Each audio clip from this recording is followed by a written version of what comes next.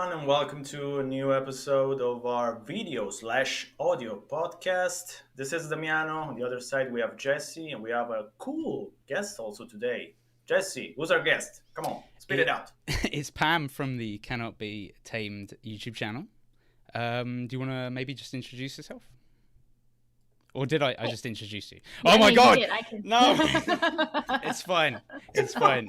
We'll keep it in. We're that kind of podcast. That's a good start, yeah. No, but yeah, why don't you tell us a little bit about yourself? Yeah, so I am Pam. I have a YouTube channel called Cannot Be Tamed, which is also the name of my Twitch channel, which I just started doing a few months back.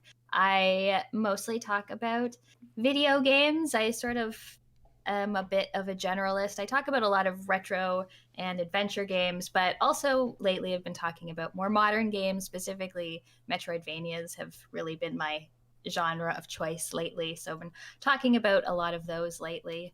And yeah, just giving my thoughts on whatever happens to be catching my interest at the time.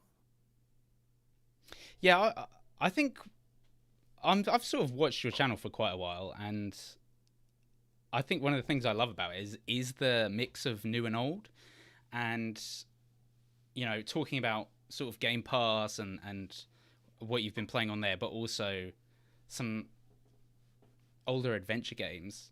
Mm-hmm. And people tend to get bogged down in it. Sort of if people like retro games, they tend to. A lot of people just only play retro games or adventure games, and don't kind of play a lot around that. But I noticed you've been playing Dark Souls lately. I have been playing Dark Souls. I played Dark Souls 3 at the end of last year, and then I just am about halfway through Dark Souls 1 right now. So I had avoided them for so long just because of the whole emphasis on how difficult they are. And that's not, like, I've played a number of difficult games, but it's not what I look for. So I sort of always kind of avoided them. But then the game industry started calling literally everything a Souls-like, and I was like, okay, I have to know for sure what this means and why they're wrong. So so you played 3 and then went back and played 1 afterwards?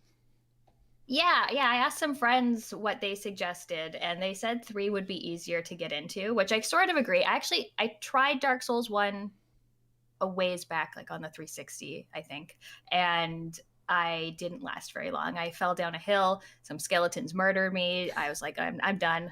I'm never playing this again. So I think it was good to play 3, just like a little bit smoother, a little bit less opaque, and then going to 1, you can sort of like take that knowledge from 3. So that's exactly the same way around I played them. I played the first one when it came out a little bit, and the same skeletons killed me. Yeah. And then it didn't gel with me at all. And then I played 3 a few years ago, and I really got into 3. And now I want to go back and play 1. But what about Bloodborne or Sekiro? I haven't tried that. I don't currently have a PlayStation, so I haven't done that. Maybe one day if it gets ported to Xbox, or if PlayStation releases a Slim that I will deign to have in my apartment. Maybe. Well, so, just while we're talking about PlayStation, so your thoughts on the Ps5 design? Yeah, I don't like it, and it won't fit anywhere. It's hideous. Like, I'm not putting it on the floor. It won't fit in my entertainment center. I'm not buying a new one. So yeah, they said the Series X was boring, but I mean, I'd rather take boring. Agreed. Yeah, Bloodborne, I'd be interested to hear your thoughts, because everyone raves about it, but I don't really like it. You don't have Estus flasks. Yeah. So it's a little bit weird. It is weird. Yeah. One of my friends, Dia, has been sort of warning me off Bloodborne. She's like, everyone's going to tell you it's awesome, but it's not. Yeah. Good. So someone has taste. I like that. What about you, Damiano? Have you played the Souls games? Yeah, I actually played Dark Souls back in the day. I think not long after it was released, and thought it was okay. I mean, I found it difficult, of course, but didn't like put me off right away. what actually put me off in the end, but that was like I think after probably 15 hours, 20 hours, was more the where do I have to go, what do I have to do kind of thing. Not really the combat. I mean, the combat I could, you know, get used to, but the whole I don't know what to do. I have to go look up a walkthrough. Oh, but yeah, if I go here, then it's too early for my character, so he will die a horrible death. Blah blah blah, all that stuff. I think in the end put me off. It was like, it was, it's not like I didn't like it, but sort of like, I had my feel. That's all right. And I don't know. I never really felt the need to play anything else from the series, but I actually have three. So after what you guys just told me, just told everyone, maybe yeah, I could give it a shot. Let's see what happens. Probably die, but yeah. Let's see what- Yeah, I don't know. I think Game Pass has kind of skewed my opinion on a lot of games and what is a good game. I mean, I just play so many games now. I don't know if either of you feel the same. Yeah, Game Pass has definitely increased the number of games I will at least try, because there's so many where, I wouldn't think, oh, I don't want to, spend the money on that. But if it's right there, I'll give it a shot. If I play it for 20 minutes and am not interested, I haven't really lost anything. So, yeah, and it does get a little overwhelming though sometimes, just having so many options. Yeah, like my Series X hard drive is absolutely full, and and then I just think I don't know what to play. you know, um, Hmm. what have you been playing? Like, I know I can't. I watched a recent video of yours, and I can't remember which one, but I always end up sort of having similar opinions to you on that diverge from the sort of general consensus. So I was wondering if you could maybe just take us through things you have been enjoying or haven't been enjoying lately. So I've been playing, most of my time has been dedicated to a new game called Eterna Noctis, which is a Metroidvania that came out in December.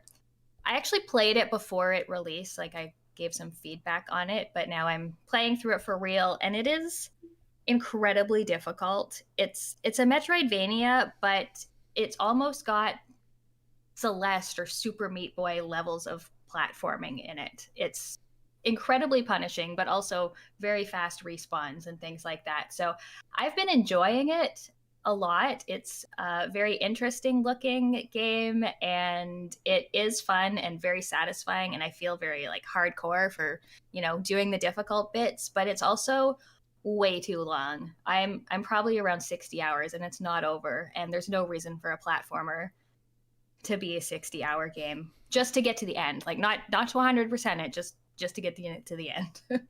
Oh, that's a Wow. lot. Hmm. Yeah, that's crazy. Yeah. I'm not. I mean, I'm not even a big fan of Metroidvanias. I tend to bounce off them. Like Hollow Knight has a good Mhm. concept, but it does drag on as well, I find. Yeah, and even Hollow Knight, I love Hollow Knight, but my first playthrough was maybe 25 hours to get to the first ending, so Hmm. substantially more. So, I was wondering if you could just talk us through your whole sort of YouTube journey, if you want to call it that. When did you start your channel and why? And did you ever sort of think you'd get to the point you are at now? I started my channel in, I think, 2015, possibly. I had always been interested in talking about games. I used to blog, and that's where my name comes from. I was a World of Warcraft blogger, and I played a hunter and I played a druid, and that's why my name is Cannot Be Tamed. It's not some feminist thing like people tend to think it is. Um, but so I was a WoW blogger. I would do like theory crafting and guides and things like that. And then after a while, I just started hating Warcraft and I started talking about other games instead. And I always felt like I was a little bit behind the curve. Like people moved to video way before I did. And I think it was after 2014 when there was all kinds of bad things happening in the gaming space when I was just like, oh, time to be more visible. Let's do this.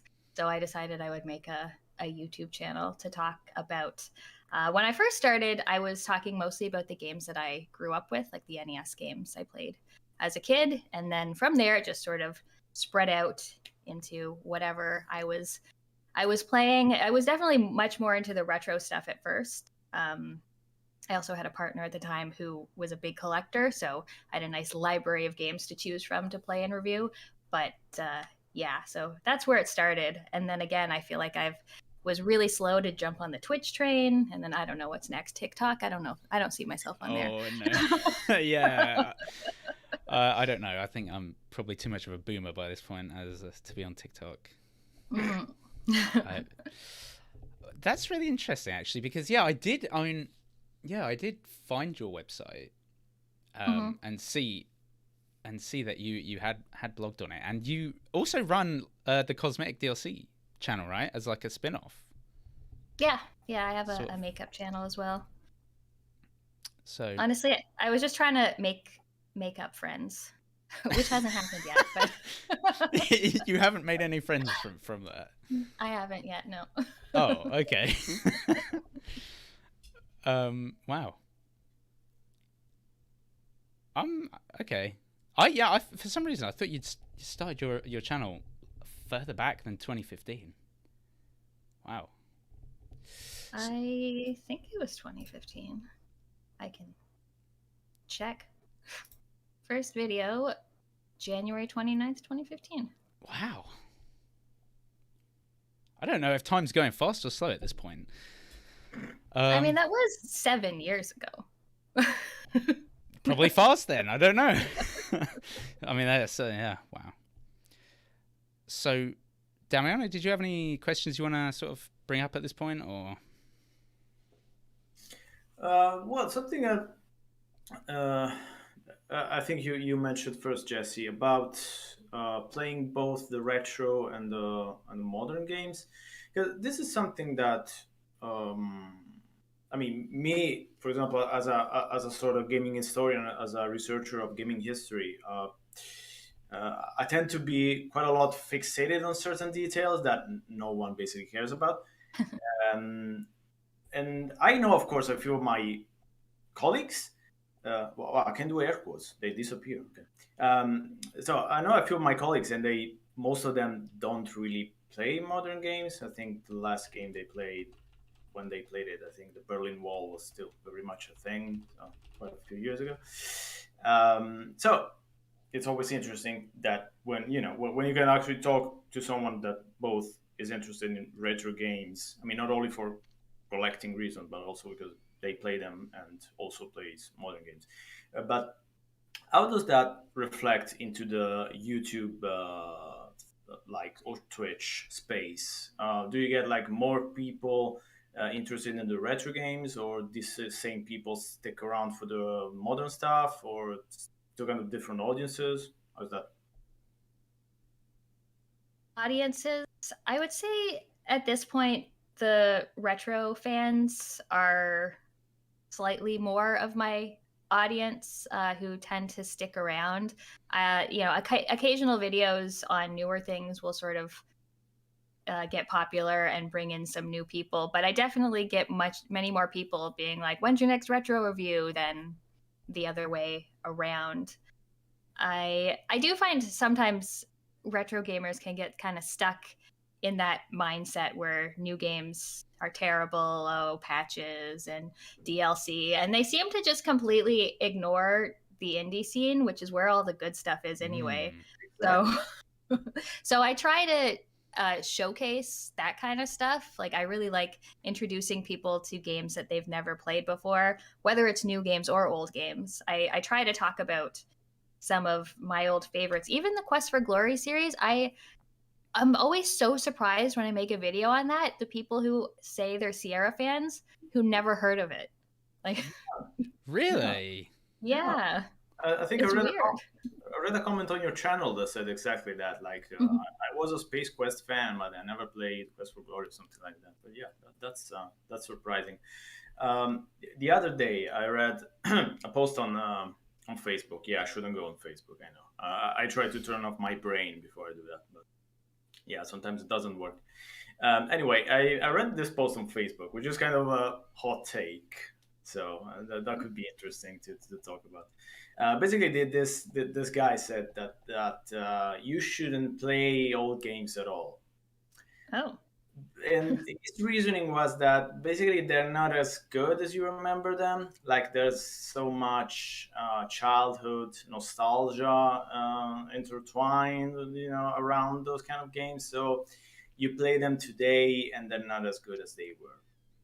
Naturally, I don't think I need to say that I don't agree with this at all. But it's not really that I don't agree. I don't even think that's the point. I mean, I don't play old games because of nostalgia. And I mean, I actually started the whole blog like 2 years ago, and I talked first thing about the games I remember from my childhood, and I tried to be as objective as possible. I mean, just analyze them and see what did they bring to the audience in 85, 86. Okay, I didn't play in 85, 86. I'm not that old, but yeah, you know what almost that old. But yeah, just try to be as objective as possible because, as you probably know, nostalgia is a word that gets basically now it's a marketing buzzword. Mhm.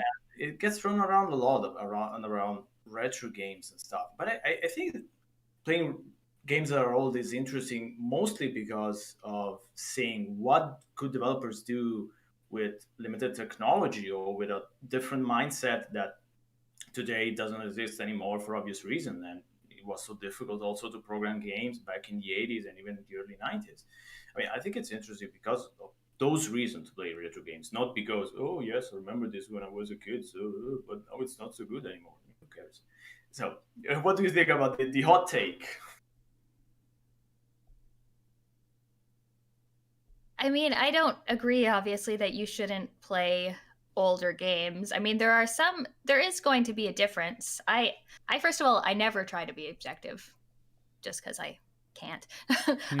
But going back, there are some things like just the circumstances. Whereas, when I was 10 years old and I owned 10 games, I would sit there and play one and try to find the secrets and try to find my way through it and die over and over. Whereas now, if I do that, like, I don't have the patience for that. Right, yeah. Things like save states definitely come in handy for those things. But there are things where, they were definitely trying to make a 60-minute game last you for weeks, which, I think today isn't very interesting to me. But I also like going back, and I think sometimes it's the simpler games that hold up the best, like the platformers, the shoot 'em ups.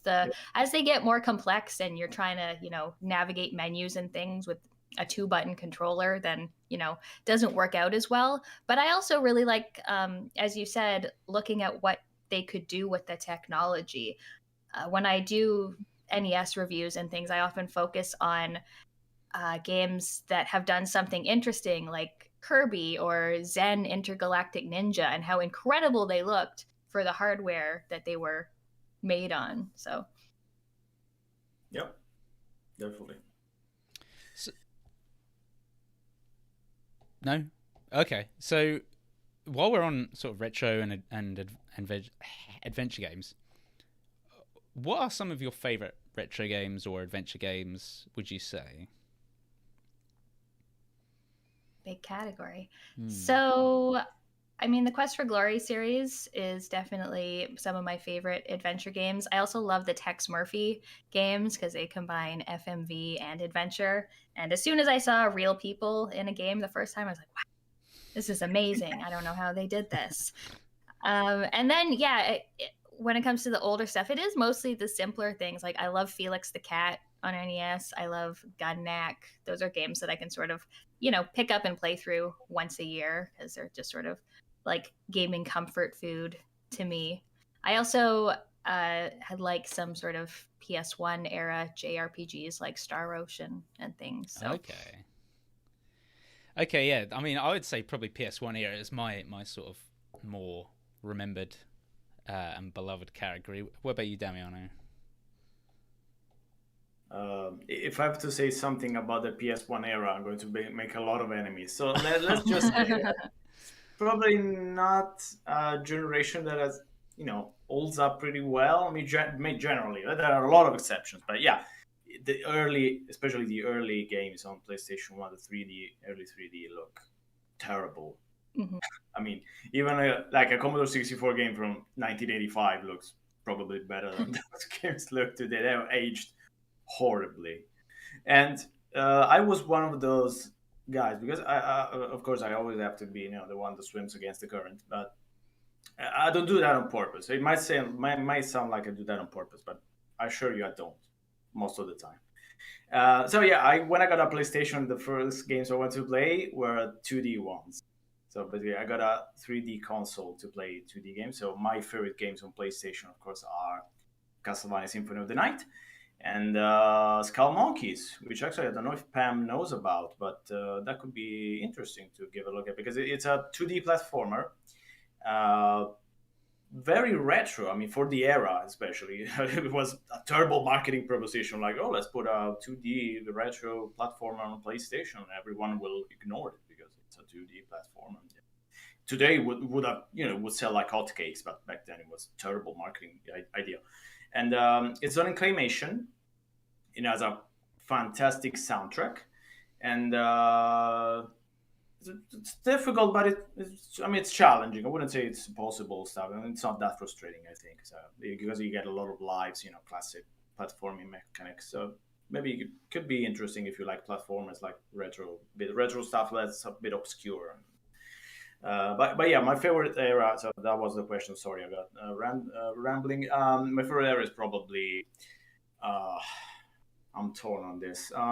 It's probably, I think, yeah, mid 80s creative stuff like weird licensed games, weird stuff that you wonder what the heck were they thinking. Like, for example, the Give My Regards to Broad Street, Paul McCartney home computer game from the movie. You would think, like, what? What? I mean, the thought alone is like, what? And also weird stuff like From Rags to Riches. From Rags to Riches is this game on Commodore 64 that's like a simulation of being a homeless person, and then you have to find work and cut your hair. Okay. And I mean, we're talking about a game from 1985, developed by one person on 64 kilobytes of memory.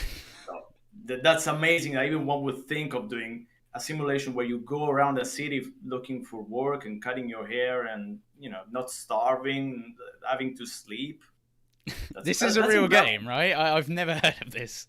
That's incredible. I mean, the thought alone is incredible. I mean, that's my favorite era. I mean, I was about to say 16-bit era because that's where I grew up in mostly. And that's also where Jesse a bit remembers, I'm pretty sure. But I mean, the creative stuff that was going around the mid 80s, that's amazing. Sorry, I got a bit long. We'll shut up. Yeah, I don't know. I think like Sega Genesis was probably when I started really getting into games. So You're European. You're from the UK, so you all have to right, say Mega Drive. That's Mega Drive. in itself. I mean, I wasn't born here, but okay. I had an actual Genesis, but all right, adventure games. I've never played King's Quest, so is that something bad? I mean, should I be admitting that? How could you write for adventure gamers Yeah, and you exactly. haven't played King's Quest? I think that's the first question they put on the test. I haven't played that many of the King's Quest. I played 7. That was my first one because I remember the box and how beautiful and colorful that box was. And I played that one. And then I think I had 5, which I don't know if I ever managed to get through. And then I think I went back to play 1 just to say I had done it. And I can't say I enjoyed the experience. Yeah. Oh, and I played 6 just recently, which is pretty decent. Okay. I've also I think somehow I've just kind of like loosened up. I'm just gonna splurge all this stuff about like how I've never played games, but The Secret of Monkey Island I've never finished. I don't know if that's Okay. if I That's a shocking one. yeah. Okay, that's it for today. Bye. I think this should be you two should be teaching me things because I have no idea what I'm talking about at this point. I have to call Jack from Adventure Gamers. I have something to tell him. Did you check this man's qualifications? Yeah, I don't think he did. No. What did he even write on his CV? You don't want to see that. What? Okay. I mean, is there anything else, Damiano, you wanted to talk about? Yeah, we have to talk about Quest for Glory. Okay. So, Shadows of Darkness is probably one of my favorite games ever. Mm-hmm. At least from the 90s. And I also recently played because there was this big patch that was released, and it was interesting to. I didn't finish it, but it was interesting to go back to it. And in your video, you said something that struck me a bit about how people, how the townspeople would refer to, um, you know, to foreigners, to out of towners, especially like gypsies. Sorry, I have to say I don't know what other terms to use. And you said that this hasn't aged very well, and all that is clearly like a racist tone. There is clearly, but what I think is interesting is that um, to me it makes sense for those kind of characters. I mean, the fact that those characters are like close-minded, small village townspeople, so clearly ignorant. The fact that they use it speaks more about their being ignorant and racist rather than any kind of intentions from the calls. And this is also something that I brought up recently with Jess Morissette, where we're talking. He recently played on Twitch. I think it was Quest for Glory 3, and we had lots of positive things to say on the research that the calls did about African culture and the language. I mean, Quest for Glory 3, being that it's a game from the 90s, it's surprisingly well researched and it's culturally, acceptable. It has a few, problems, of course. It's not perfect. But, for a game from the 90s that talks about African culture is pretty well done. I mean, I was surprised actually to go back to it. So, yeah, have you played Quest for Glory 3? Play them all. Okay. So yeah, and also now the big question: have you played Quest for Glory 5? Yep. Okay, what did you think? So I remember really liking it when I first played it. I really liked the setting, first of all, and I liked seeing all of the characters from the old games. I know they have a tendency to, reuse characters or revisit characters as we go, but here there was a lot of characters from all of the other games that made an appearance. So I like how they sort of wrapped up the story that way. I tried to replay it, I don't know, a couple of years ago, and the very first combat, I was just like, nope, can't do it. So yeah, it was unfortunate that so many of those series that had these, beautiful pixel art aesthetics, it got to a point where they're just like, well, 3D is the thing now. Here's your ugly game. Yeah, that was pretty unfortunate. I mean, Dragonfire at least got maybe was the lucky one out of the the Gabriel Knights and the King's Quest in that kind of still. At least it was still 2D. Yeah. Yeah, it was still 2D, so it doesn't age that poorly. But yeah, I don't know. I remember. I probably have to play it again because we're talking about like many years ago. But I remember kind of a joyless slog. I remember having lots of trouble getting through it, and I kind of forced myself to play it and like stick around because it will get good. I don't remember ever getting good. But yeah, but probably I will have to revisit it again like 15 years later or something like that. That's probably time. But yeah, I mean, compared to other series, at least it ended on a decent note, at least, which we can say for Mask of Eternity, of course. Pam, have you played Siberia? I found it a little bit boring. Right, yeah. So I've recently just finished 1 and 2 on the Switch for another game. Whatever. We'll ignore that. I haven't actually played any adventure games. Um, but I also found them boring, but in a strange way. Like, they kind of, in a way, I really like the world it builds. Mm-hmm. But in another way, I just got really bored with the backtracking and the strange puzzles. I don't know if you feel the same, or have I just got bad taste?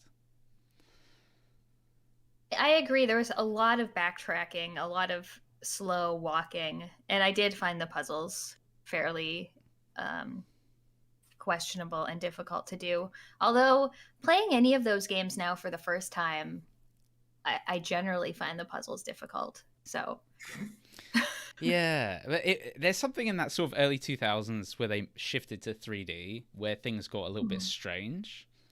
And I think Siberia is kind of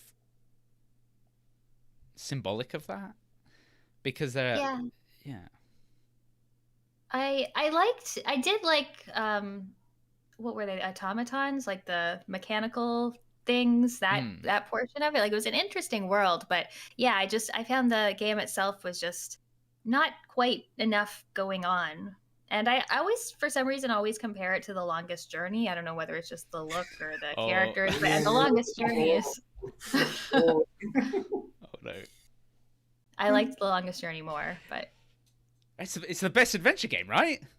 yeah, it's really good. It's Yeah. fantastic writing and dialogue. Again, some questionable puzzles. No. But Perfect puzzles, perfect game. Okay. It doesn't, rubber ducks. No, it's fine. It's fine. But yeah, it is like The Longest Journey. But now you bring that up. The Longest Journey is a better game by far, more interesting world. Okay, yeah, maybe Siberia does suck. I don't know. I'm coming to all these realizations now. Damiano, you got any input on any of these games? I don't know why people like that series so much. I mean, I could understand liking the first, because at least it starts off interesting, then it gets a bit boring, but it's not that long, and it's got great art style, and at least it wasn't full 3D, so it was still, it's still okay to look at. So I can get behind liking the original Siberia. I mean, I remember even liking it the first time I played, not the second time.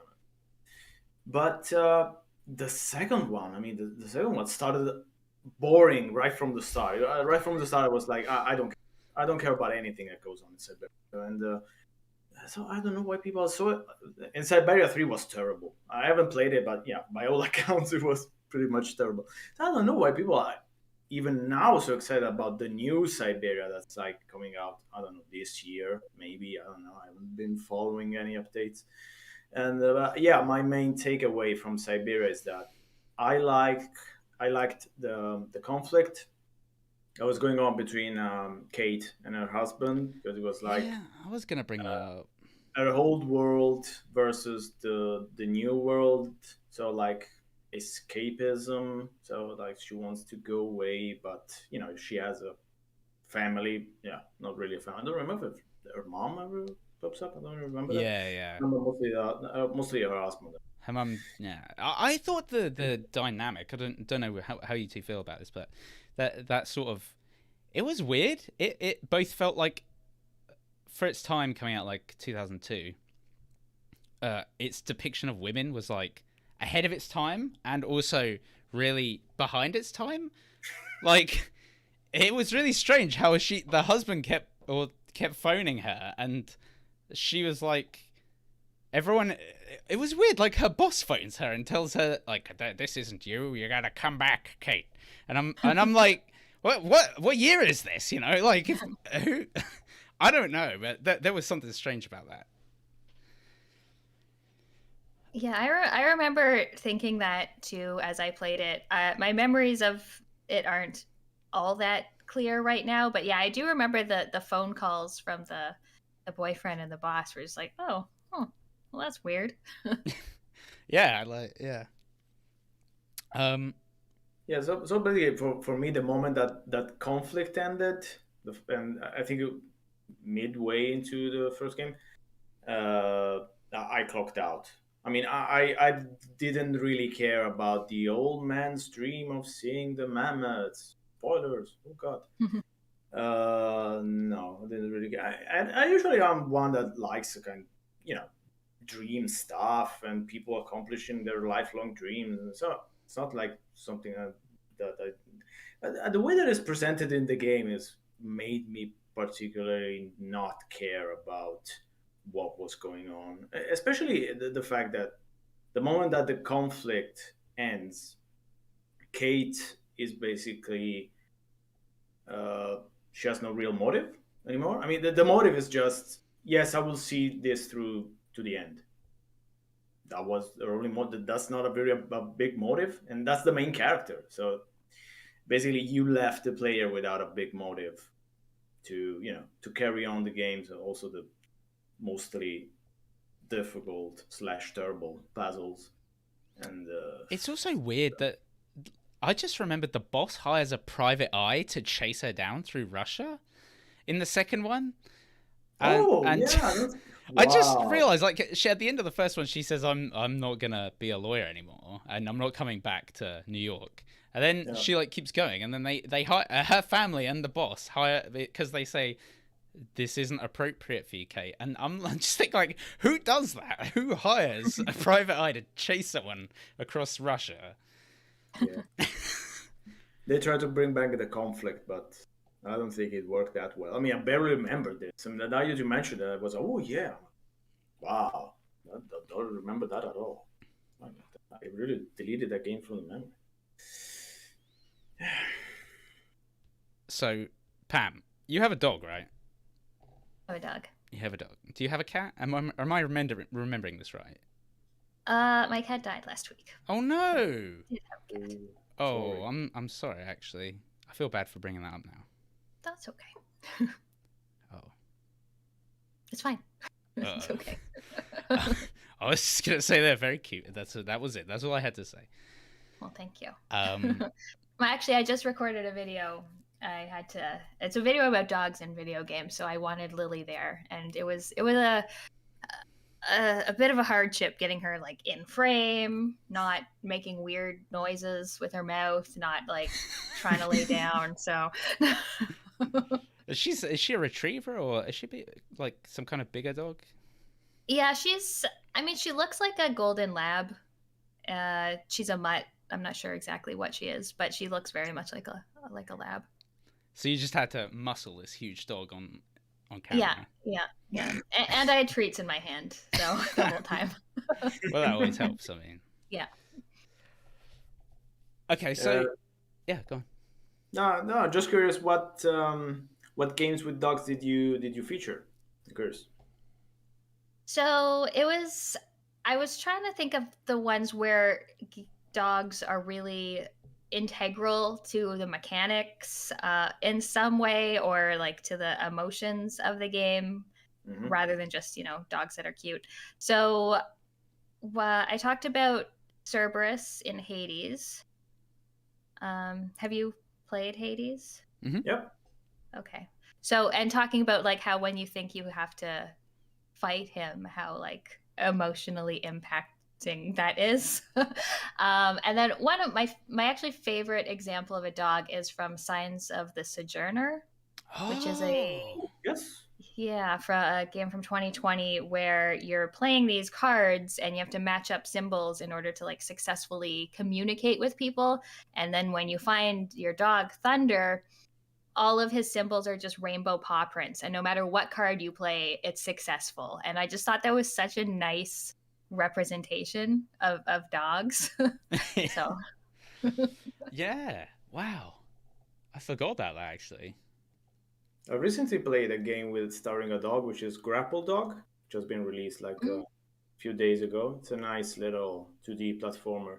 But the main dog thing that I liked, I mean, I wasn't sure that I liked, but in retrospect, it's pretty clever that you can't really pet the dog at all in the game, except when the dog, which means you, because you're the main character. You move the dog around. When the dog collects uh, as many fruits as he can from a level, so he gets like two gems, which is like I think the maximum bonus gems that you can get from a level. So like you reward him basically you reward yourself for having done a good job and being a good dog. So you can pet the dog only when you finish the level, having collected 2 bonus gems. That was pretty cool. I like that.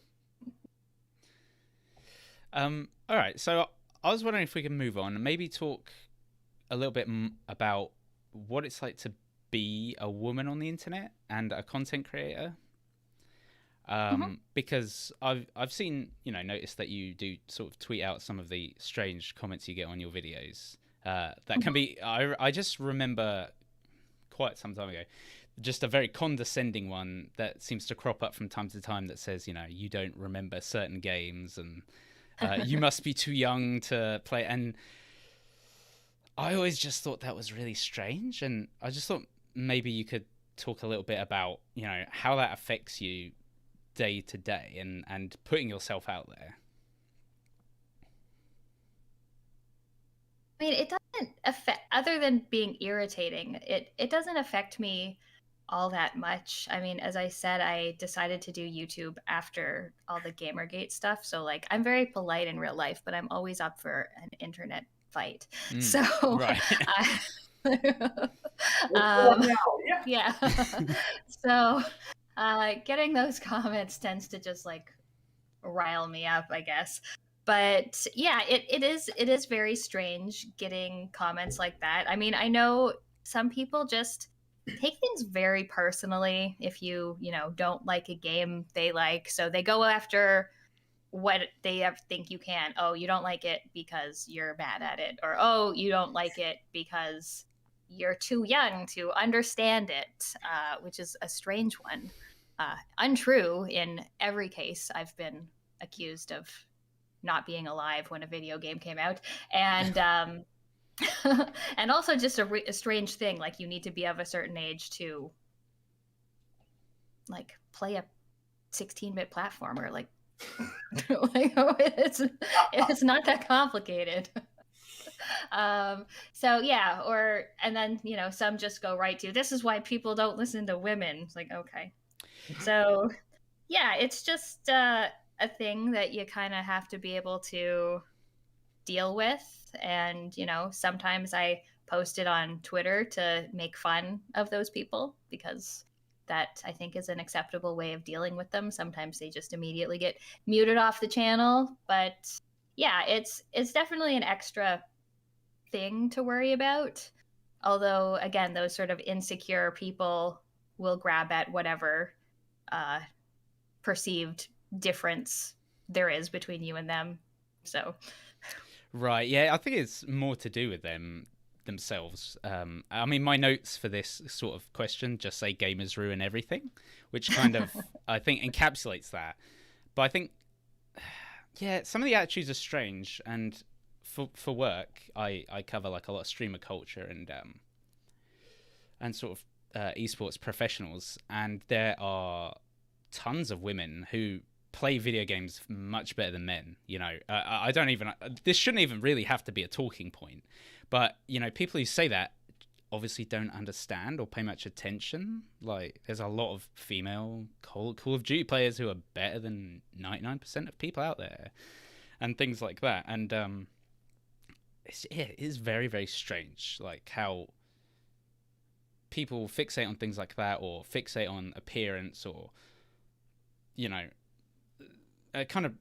that brings me around to, I remember you had a problem with a video you put out, the Vampire the Masquerade one. I think was, I want to say controversial, but I mean, it wasn't really controversial. But is it fair to say, you received comments about that? Yeah. Just about the way you were dressed or something. But has that stopped you sort of dressing up and actually enjoying things like that? Have you become more conscious about things because of what happened with that? Or occasionally, like, I'll dress up for a video every once in a while, and it's funny because even like I dressed up for my Symphony of Night video, which was just like a dress I had in my closet, and I wore it instead of a t-shirt. So, but yeah, I mean, it gets more attention, both in the positive and negative way. And sometimes there is that sense, especially earlier. Like, you know, you don't want to be one of those girls that people talk about, like, oh, she's only getting views or whatever because of how she looks or how she's putting herself out there, how she dresses. And it's like, well, I don't want to be thought of that way, but at the same time, like, I like to look nice sometimes. Right. I mean, know? you should be able to dress how you want. That's the thing, right? Like, Mhm. I mean, it's really a non-point. It's like, even if that was the case, so what? I mean, you know, Mhm. like, that's what you want to do. Yeah. But I mean, you know, that's not the weird thing is that is never the I watching your videos. That's never something that's crossed my mind. So I don't really understand, you know, people's point Yeah. of view there. It's like a double-edged thing. Like with my Bloodlines video, it's my most popular video by far, but it's also one with where the watch time is very little. So people are like, a lot of people are just clicking on it and then not actually watching the video, which sucks because It's I a good worked really video. hard on that video and I think it's a good video. I mean, I guess it's bringing in more people who do stick around as well, but like it is kind of depressing that, you know, someone clicks on it and then as soon as I'm off camera, they're just like, okay, bye.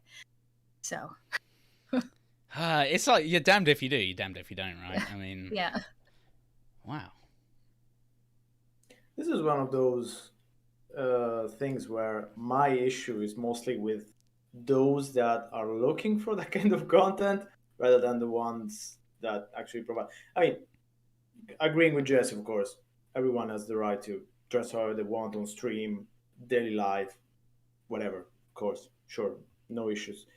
Um, but the fact is that it's so strange that in today's internet, the fact that you can find any kind of lewd pictures just a few clicks away, just a few words Mhm. away, that you would be on YouTube or on Twitch, really, that it's not a platform made for sexual content, um, even though some people really want it to be, but it's not.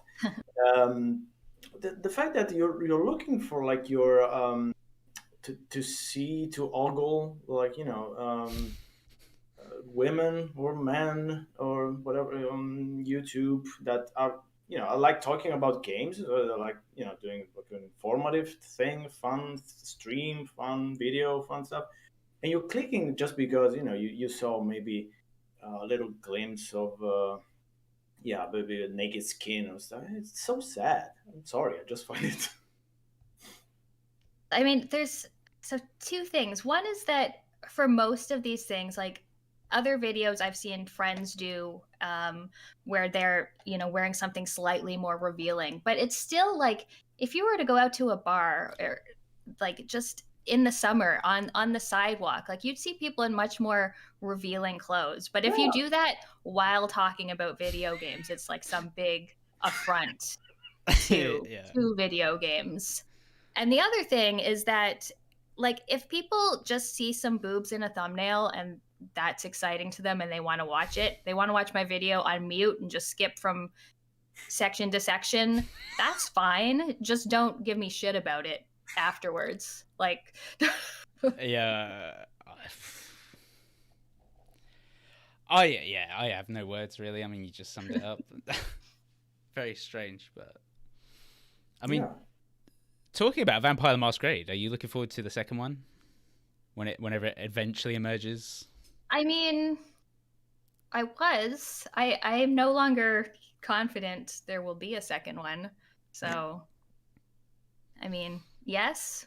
I was very excited when the announcement came out, and I even made a few videos sort of talking about what the game would be like. But yeah, I'm not so sure now. I'm looking forward to. There's another one called Swan Song that's coming out, Oh yeah. which is by the guys who made. Oh, what was it called? There was another. It's sort of like an adventure-y. The Oh. Council. The Council. That's what it was. Oh, okay. And the Council was a very interesting game, though the story kind of took a nosedive after the first chapter. But I am interested in seeing more of a choice-driven adventure game, Vampire the Masquerade. So yeah, that would be good because the first one is really enjoyable, but it is so old at this point that everything just breaks. There are sort of like some mods and that out there, but yeah. Is there anything anyone wanted to talk about before we wrap up, or? I have one last thing, because I know one of Pam's favorite games is Planescape Torment. Mm-hmm. So I was curious, maybe you've talked about it on YouTube and I haven't found it. Did you play the newer ones, Tides of Numenera, I think it's called? That one. Have you... I liked the world building in it a lot. I found it dragged a little, especially in the combat. Sometimes there were just so many enemies, and going through every single turn would just take forever. But I liked the writing in it, not as much as the original. But the world was pretty cool. The actual stories themselves and like your story as the protagonist weren't as interesting to me. But I thought it was decent. Yeah, I think basically I skipped most like 90% of the combat because I did like try it once and I thought it was terrible and I thought, okay, can you skip the combat? Yes, okay, I'll do that. But yeah, the writing was pretty good overall, but not as good as the first, obviously, and overall the mechanics were felt a bit old, maybe overall. But yeah, it wasn't that bad as some people say. It was okay. Though that the isometric role-playing game has sort of made a little bit of a comeback because I've always really liked that genre. Yeah. Yeah, I'm currently playing a Disco Elysium. Actually, I don't know. That's amazing. Yeah, I'm about 2 hours in. I'm just wondering why I haven't played it before now. This game is so me. So. Mm-hmm. Yeah, it's excellent. I've actually been wanting to replay it with the director's cut where they've given voices to basically everything now. But I was considering streaming it, but then I feel like it would take a long time, and I don't know if I have it in me to commit. It is good. It's good with the voice acting. I can't imagine playing it without it. The voice actor is really good. So, have you played it, Damiano?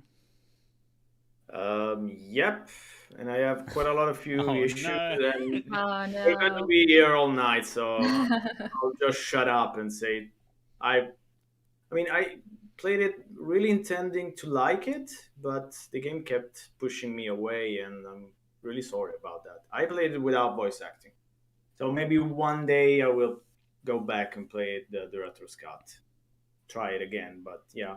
I'm sorry about that. I mean, it's not something I'm proud of that I don't like Disco Elysium because it felt like really a game that I would like. I don't know.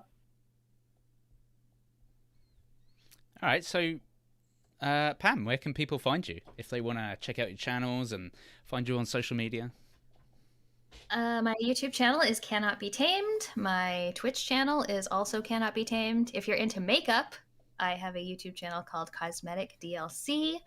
And you can find me on Twitter, although I don't need any more Twitter followers, at Jasyla _. That's JASYLA _. Is it weird I knew the Cosmetic DLC channel? I mean, I've just realized that. Like, is that strange? How do I know that?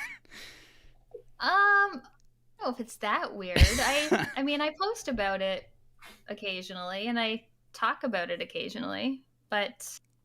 No, I don't think so. I just did a little interview before and someone asked me about the channel, so it's not out of the ordinary. Good, I feel better now. Great. Anything else, Damiano? No, that's it for me. So I think we can wrap this up. And well, thanks to Pam for being with us. Thanks to everyone for watching and listening.